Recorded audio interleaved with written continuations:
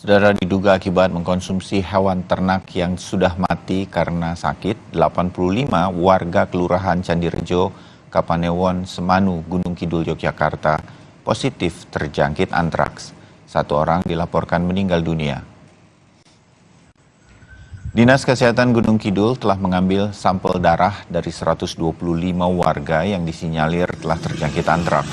Hasilnya 85 orang dinyatakan positif terjangkit antraks dengan 18 orang diantaranya positif antraks dengan gejala dan sisanya tanpa gejala.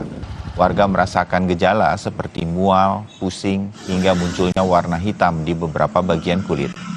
Dinas Kesehatan setempat terus melakukan tracing kepada warga yang juga diduga terpapar antraks.